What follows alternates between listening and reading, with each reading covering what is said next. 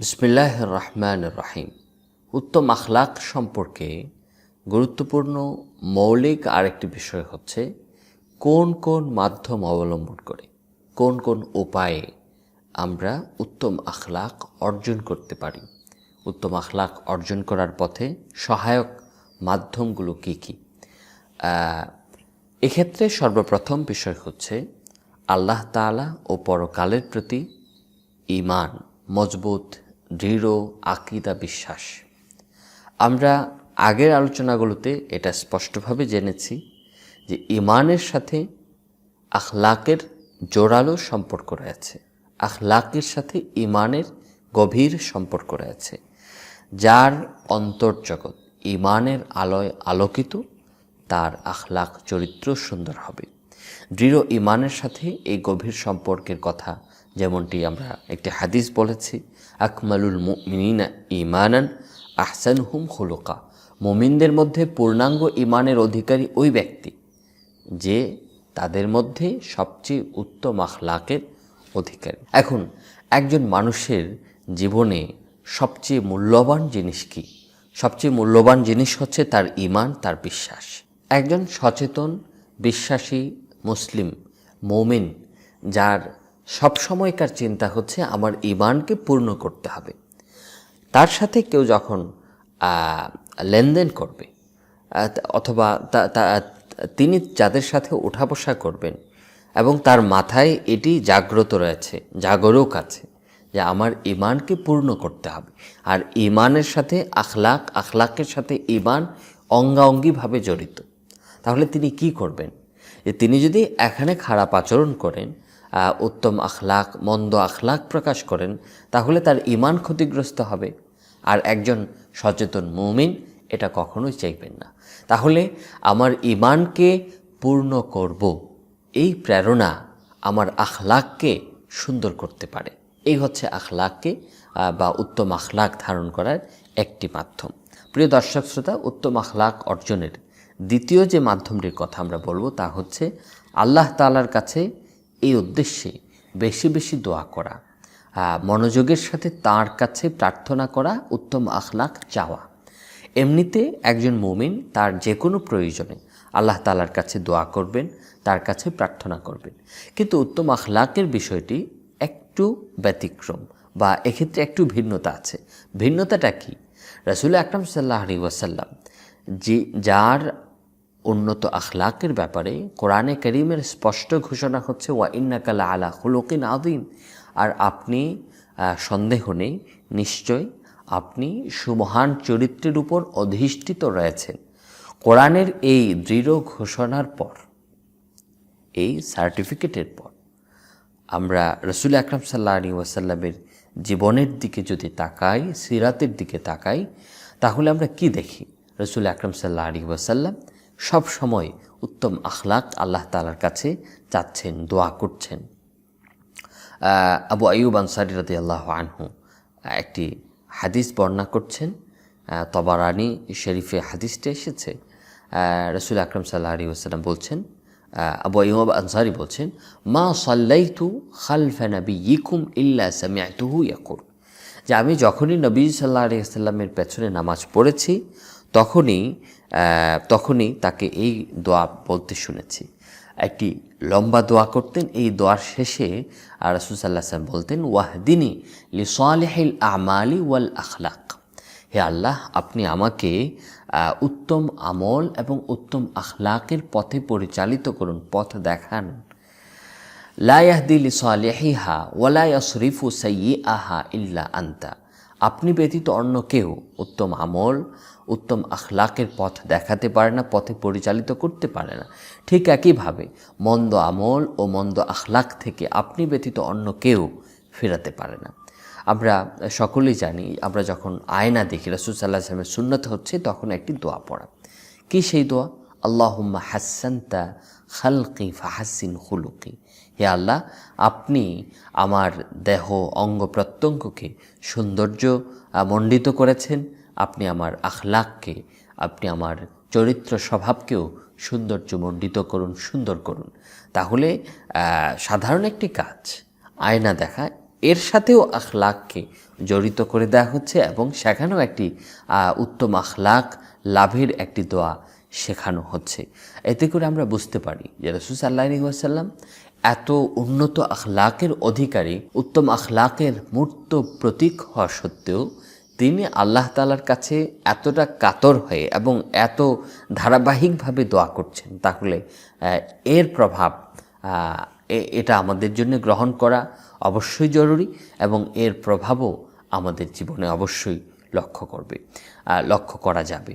আমরা যে কাজ করব, আমরা যে বিষয়ের চর্চা করব, আমি সবসময় যখন আল্লাহ তাআলার কাছে দোয়া করছি, অর্থাৎ আমার উত্তম আখলাক চাই, উত্তম আখলাক আমার লাগবে, আল্লাহ আপনি আমাকে উত্তম আখলাক দিন, তো এটি যখন আমি বারবার চর্চা করব, তখন এর প্রভাব আমার আচরণে, আমার উচ্চারণে, আমার ওঠা বসায়, চলাফেরায় সবসময় এর একটা প্রতিফলন এমনিতেই প্রকাশ পাবে। সম্মানিত দর্শক শ্রোতা, উত্তম আখলাক অর্জনের তৃতীয় মাধ্যমটি হচ্ছে যারা উত্তম আখলাকের অধিকারী রয়েছেন, যারা ভালো স্বভাব চরিত্রের মানুষ রয়েছেন, নেককার, বুজুর্গ, আল্লাহওয়ালা, আলেম রয়েছেন, তাদের সাথে ওঠা বসা করা, চলাফেরা করা, তাদের সাথে সম্পর্ক রাখা, তাদের মজলিসে যাওয়া, এটি একটি সর্বজন স্বীকৃত এবং কোরআন ও হাদিসে স্পষ্টভাবে ঘোষিত একটি বিষয়। কি বিষয়? যে একজন মানুষ তার পরিবেশ প্রতিবেশ, তার চারপাশ দ্বারা ব্যাপকভাবে প্রভাবিত হয়। তার আচার আচরণ, স্বভাব চরিত্র কেমন হবে, এটি অনেকখানি নির্ভর করে সে কাদের সাথে ওঠা বসা করে, চলাফেরা করে। এই জন্য আমরা দেখি যে আল্লাহ তাআলা কি বলছেন সূরাতুত তাওবায়, আল্লাহ তাআলা মুমিনদেরকে তাকওয়া অর্জনের কথা বলেছেন। কিভাবে সেই তাকওয়া অর্জন করা হবে? আল্লাহ তাআলা এক্ষেত্রে বলছেন, যারা নেককার, বুজুর্গ, সত্যবাদী, সৎ মানুষ রয়েছে, তাদের সাথে উঠা বসা করো, চলাফেরা করো বা তাদের সাথে থাকো। ইয়া আইয়ুহাল্লাযীনা আমানুত্তাকুল্লাহ, হে মুমিনগণ, তোমরা আল্লাহকে ভয় করো, ওয়াকুনু মা'আস সাদিকিন, এবং সত্যবাদী লোকদের সাথে থাকো। সত্যবাদী লোকদের পথে চলা যেমন উদ্দেশ্য, ঠিক একইভাবে সত্যবাদী সৎ লোকদের সাথে সরাসরি সম্পর্ক রাখা, তাদের সাথে ওঠা বসা করা, চলাফেরা করা, এটিও উদ্দেশ্য। রাসূল আকরাম সাল্লাল্লাহু আলাইহি ওয়াসাল্লামও সঙ্গী নির্বাচনের ক্ষেত্রে আমি কার সাথে ওঠা বসা করছি এই বিষয়ে অত্যন্ত জোরালো নির্দেশনা দিয়েছেন এবং তিনি সঙ্গীকে, উত্তম সঙ্গীকে, ভালো সঙ্গীকে সুগন্ধি বিক্রেতার সাথে তুলনা করেছেন। তো মুসলিম শরীফের একটি হাদিসে রাসূল আকরাম সাল্লাল্লাহু আলাইহি ওয়াসাল্লাম বলছেন যে উত্তম সঙ্গী হচ্ছে সুগন্ধি বিক্রেতার মতো। তুমি যদি তার কাছে থাকো, তাহলে হয়তো তুমি তার কাছ থেকে সুগন্ধি ক্রয় করবে, অথবা সে তোমাকে হাদিয়া দেবে, অথবা তুমি এমনিতেই তার কাছ থেকে সুঘ্রাণ পেয়ে যাবে। এজন্য আমরা দেখি ইসলামের মহান ইমামগণ, সাহাবা, তাবেঈ, মহান বুজুর্গগণ, তারা কি করতেন? তারা একদিকে তাদের শিক্ষকদের কাছ থেকে যেভাবে দ্বীন ইলম, কোরআন ও হাদিসের জ্ঞান অর্জন করতেন, গ্রহণ করতেন, ঠিক একইভাবে তারা যত্নের সাথে আদব ও আখলাকও শিক্ষা গ্রহণ করতেন, পাঠ গ্রহণ করতেন। তো এক্ষেত্রে আমরা দেখি যে প্রখ্যাত তাবেঈ আহনাফ ইবনে কাইস রহমতুল্লাহ আলাইহি তিনি বলছেন যে আমরা কাইস ইবনে আমরের মজলিসে যেতাম, আমরা তার কাছ থেকে ফিকহ ও মাসাইল যেভাবে শিখতাম, ঠিক একইভাবে তার কাছ থেকে আমরা সহনশীলতার পাঠও গ্রহণ করতাম। অর্থাৎ মাসাইল যেভাবে তারা শিখছেন, ঠিক একইভাবে উত্তম আখলাক, সহনশীলতাও শিখছেন। ঠিক একইভাবে মহান সাহাবী আব্দুল্লাহ ইবনে মাসউদ রাদিয়াল্লাহু আনহু, তার সম্পর্কে কাসিম ইবনে সাল্লাম বলছেন যে তার ছাত্ররা বিভিন্ন এলাকা থেকে, দূর দূরান্ত থেকে বাহনে করে তার মজলিসে হাজির হতেন। তারা ইবনে মাসউদ রাদিয়াল্লাহু আনহুর চাল চলন, আচরণ, আখলাক এগুলো দেখতেন, তারপর নিজেদের মধ্যে সেই আব্দুল্লাহ ইবনে মাসউদের এই আমলগুলো, এই আখলাকগুলো নিজেদের মধ্যে লালন করতেন। আহমদ ইবনে হাম্বল রহমতুল্লাহ আলাইহি, প্রসিদ্ধ ইমাম হাম্বলি মাযহাবের প্রতিষ্ঠাতা ইমাম, তিনি তার সম্পর্কে তার এক শিষ্য বলছেন, আমরা 5,000 ছাত্র আহমদ ইবনে হাম্বলের মজলিসে বসতাম, বরং তার চেয়েও বেশি সংখ্যক ছাত্র আমরা সমবেত হতাম। এদের মধ্যে যারা শুধু হাদিস লিখত তাদের সংখ্যা 500 বা তার চেয়ে কম হবে। আর অন্যান্যরা কি করত? তার এই শিষ্য বলছেন, অন্যান্যরা তার কাছ থেকে উত্তম আখলাক, সুন্দর চরিত্র, আচরণ শিখত। প্রিয় দর্শক শ্রোতা, উত্তম আখলাক অর্জন করার চতুর্থ যে মাধ্যমটির কথা আমরা বলতে চাই তা হচ্ছে নেককার, উত্তম আখলাকের অধিকারী ব্যক্তিদের সাথে ওঠা বসা করার পাশাপাশি, তাদের মজলিসে হাজির হওয়ার পাশাপাশি উত্তম আখলাকের অধিকারী মহান ব্যক্তিদের জীবনী পাঠ করা, তাদের ঘটনাবলী সম্পর্কে জানা। বিশেষত যাদের সরাসরি এমন মানুষদের সাথে, এমন নেককার বুজুর্গদের সাথে সম্পর্ক রাখা, তাদের মজলিসে উপস্থিত হওয়ার সুযোগ থাকে না, তারা পান না, তাদের জন্য এটি অত্যন্ত উপকারী এবং জরুরি একটি বিষয়। একজন মানুষ সে যা পাঠ করে, যাদের কথা জানে শুনে, তাদের দ্বারা সে প্রভাবিত হয়। এটাই হচ্ছে স্বাভাবিক প্রক্রিয়া। একজন মানুষ যদি দানশীল, দানবীর, বদান্য ব্যক্তির ঘটনা শুনে, ঘটনা পড়ে, পাঠ করে, তার সম্পর্কে জানে, তাহলে তার মনে কি হবে? তার মনে বদান্য হওয়ার, তারপর দানশীল হওয়ার প্রেরণা জাগবে।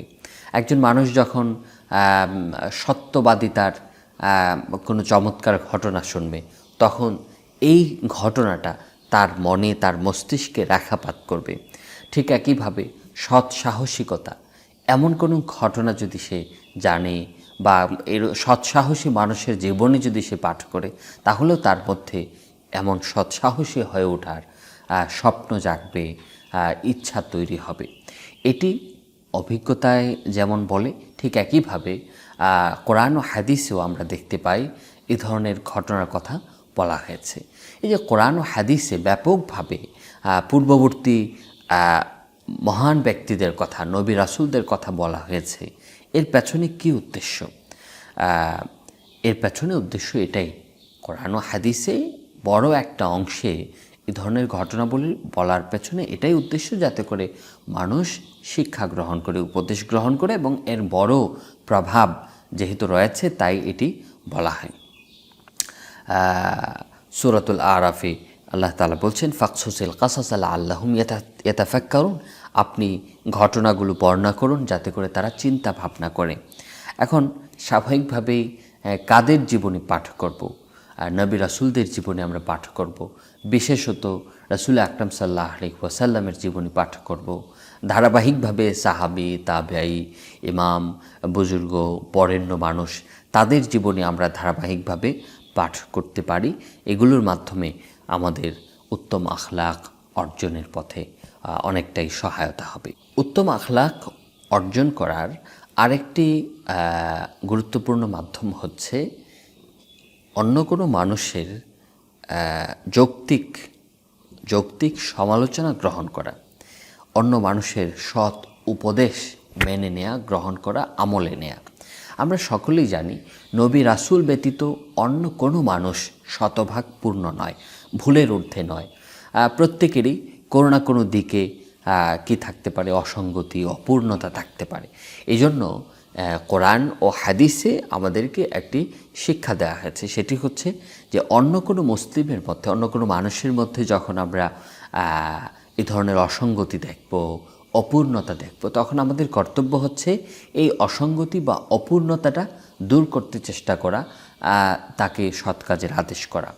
সূরা আলে ইমরানে আল্লাহ তাআলা বলছেন, ওয়ালতাকুম মিনকুম উম্মাতুন ইয়াদউনা ইলাল খায়র ওয়া ইয়ামুরুনা বিল মারুফ ওয়া ইয়ানহাউনা আনিল মুনকার ওয়া উলাইকা হুমুল মুফলিহুন।